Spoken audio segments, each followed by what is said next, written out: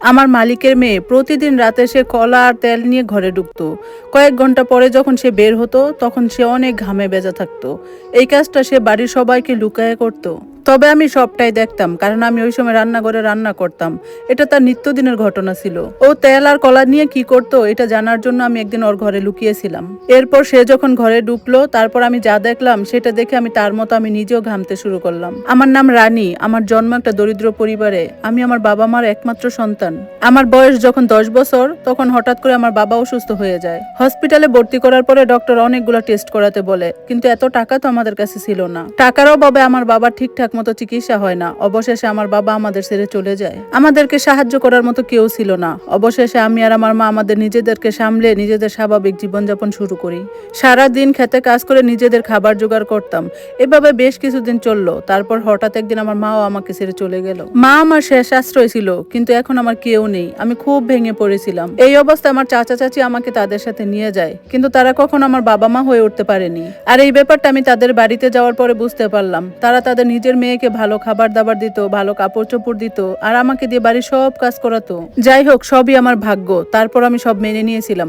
একদিন হঠাৎ করে কলের পাড়ে বসে থালা বাসন ধুচ্ছিলাম। তখন কাকা শহর থেকে আসে। তারপর এসে কাকিকে বলে শহরে একটা বাসায় কাজের লোক দরকার, আমরা বরং রানীকে সেখানে পাঠাই দেই, তাহলে রানী কাজ করবে আর আমাদের হাতে টাকা আসবে।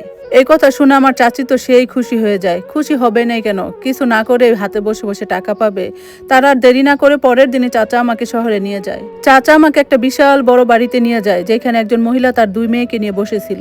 আমার চাচা আমার দিকে তাকিয়ে বলল, আজ থেকে আপনার বাড়ির সমস্ত কাজকর্ম ও করবে। আমি ওকে সকালে দিয়ে যাব, তারপর রাতের বেলা নিয়ে যাব। তারপর ম্যাডাম আমার দিকে তাকিয়ে বলল, তুমি কি সব কাজ করতে পারবে? আমি মাথা নাড়ালাম। তারপর উনি আমাকে সমস্ত কাজকর্ম দেখিয়ে দিল। আমি প্রতিদিন সকাল থেকে অনেক রাত পর্যন্ত কাজ করতাম। বাড়ির সব কাজ আমাকে দিয়ে করাতো, রান্না বান্না সবকিছু আমি করতাম। তারপর ম্যাডাম আমাকে থাকার জন্য একটা ঘরও দিয়েছিল। চাচার বাড়িতে থাকার চেয়ে এই বাড়িতে থাকতে আমার বেশি ভালো লাগতো, কারণ এখানে ভালো ভালো খাবার পাওয়া যেত। এভাবে কয়েকটা দিন কেটে গেল। ম্যাডাম আমাকে চাচার বাড়িতে আর পাঠালেন না। উনি আমার চাচাকে স্পষ্ট করে বলে দিলেন যে রানী এখন থেকে রাতে এখানেই থাকবে। ম্যাডামের ছোট মেয়েটা আমাকে অনেক ভালোবাসতো, আমার সাথে খুব খোলা মনেই মিশতো। কিন্তু ম্যাডামের বড় মেয়েটা খুব রাগী ছিল। একদিন রাতের বেলা যখন আমি কাজ করতেছিলাম, তখন ম্যাডামের ছোট মেয়েটা তেল আর কলা নিয়ে তার ঘরের দিকে যাচ্ছিল। সে লুকিয়ে লুকিয়ে যাচ্ছিল, যেন কেউ তাকে দেখে না ফেলে। আমার খুব অদ্ভুত লাগলো, সে তেল আর কলা দিয়ে কি করবে? ম্যাডামের স্বামী অনেক বছর আগেই মারা গেছে। ম্যাডাম তার 2 মেয়েকে নিয়েই থাকে, তবে তাদের ব্যবসা বাণিজ্য থাকায় তাদের কখনো অভাব অনটন হয়নি। আমি ছোট ম্যাডামের এই ব্যাপারটা এড়িয়ে গেলাম। রাতে সবার খাওয়া দাবার পরে আমি বাসন মাজতাম, তারপর রান্নাঘরটা পরিষ্কার করে নিতাম। এরই মাঝে ছোট ম্যাডাম এসে একটা বাটিতে করে তেল ঢেলে নিত আর কলা নিয়ে যেত। তারপর সে নিজের ঘরে চলে যেত। এখন এটা তার প্রতিদিনের কাজ হয়ে গেছে। ছোট ম্যাডামের ঘরের পাশেই ছিল আমার ঘরটা। মাঝরাতে ছোট ম্যাডাম নিজের ঘর থেকে বের হতো আর নিজের হাতটা খুব ভালো করে ধুয়ে নিত, আর সারা শরীর ঘামে ভেজা থাকতো। মাঝে মাঝে যখন আমার ঘুম আসতো না, তখন এসব আমার চোখে পড়তো। এখন আর এই বিষয়টা আমার কাছে পড়াশোনার মনে হলো না, মনে হচ্ছিল অন্য কোনো কিছু। কারণ আপু যদি পড়াশোনার জন্য কলা আর তেল নিয়ে যায়, তাহলে লুকাই লুকাই নিয়ে যায় কেন, আর রাতের বেলায় কেন নিয়ে যায়? এখন সারা দিন শুধু আমার মাথায় এই একটা জিনিসই ঘুরতে থাকে।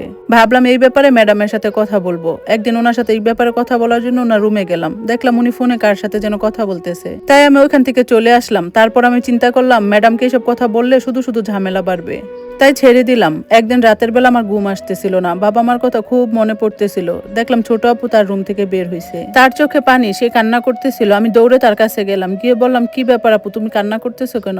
সে আমার প্রশ্নটা এড়িয়ে গেল, বলতেছে, ও কিছু না, তুমি তোমার রুমে গিয়ে শুয়ে পড়ো। তারপর ছোট আপু ঘরে চলে গেল, কিন্তু আমার তো সারা রাত আর ঘুম আসলো না। ছোট আপুর তেল আর কলা নিয়ে ঘরে যাওয়া, মাঝরাতে রুম থেকে বের হওয়া, সারা শরীর ঘামে ভিজে থাকা, তারপর এক রাতে কাঁদতে কাঁদতে ঘর থেকে বেরিয়ে আসা, আর সব থেকে বড় কথা হলো এসব কাজ সে সবার থেকে লুকিয়ে করতো। আমার কাছে এই সব কোনো কিছু স্বাভাবিক মনে হলো না। পরের দিন সকালবেলা ছোট ম্যাডাম যখন বাহিরে চলে যায়, তখন আমি তার ঘরে ঢুকলাম, কিন্তু ঘরে তো সেরকম কিছুই পেলাম না। সবকিছু একদম স্বাভাবিক ছিল। এইসব ভাবতে ভাবতে ছোট আপুর জন্য আমার অনেক চিন্তা হয়। এই বাড়িতে আমি যখন থেকে আসি, ছোট আপু আমাকে অনেক আদর যত্ন করে, কখনো বুঝতেই দেয়নি আমি কাজের লোক। তাই আমি হঠাৎ করে আমার মাথায় একটা চিন্তা আসলো যে আজ রাতে যদি আমি ছোট আপুর ঘরে লুকিয়ে থাকি, তাহলে আমি জানতে পারবো কি ঘটনা। রাতে সবার খাওয়া শেষে আমি না খেয়ে ছোট ম্যাডামের রুমে গিয়ে এক জায়গায় লুকিয়ে পড়লাম। আমি তখনই লুকালাম যখন ছোট ম্যাডাম রান্নাঘরে কলা আর তেল আনতে গেছে। আমি লুকিয়ে লুকিয়ে দেখতেছিলাম। ছোট আপু তার ঘরে আসলো, তারপর তার ঘরের পেছনের দরজাটা খুলে দিল। আমি চিন্তা করলাম, ছোট আপুর ঘরের এই দরজাটা তো আমার কখনোই চোখে পড়েনি, হয়তো পর্দা লাগানো ছিল তাই। তারপর আমি যা দেখলাম দেখলাম সেটা দেখার পরে তো আমার হুশ উড়ে গেল। তারপর ছোট আপু ওই দরজাটা দিয়ে একটা বৃদ্ধ মানুষকে ঘরে ঢুকালো। তারপর যেটা হলো সেটা দেখে তো আমার পায়ের তলার মাটি সরে গেল। হঠাৎ করে আমার হাতের চেনটা মাটিতে পড়ে গেল। আওয়াজটা শোনার সাথে সাথেই আপু তার ঘরে চারপাশটা খোঁজা শুরু করলো। আর তখনই আপু তার ঘরে আমাকে দেখতে পেলো। আমাকে দেখে আপু রেগে বলল, তুমি এখানে কি করতেছো?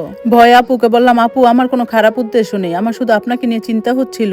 ইদানিং আপনি ঠিকমতো খাবার খাচ্ছেন না, সেদিন রাতের বেলা দেখলাম কাঁদতে কাঁদতে রুম থেকে বেরোলেন। তারপর আপু আমাকে সবকিছু খুলে বলল সে কোনো ভুল কাজ করতেছে না, বরং একটা মানুষের উপকার করতেছে।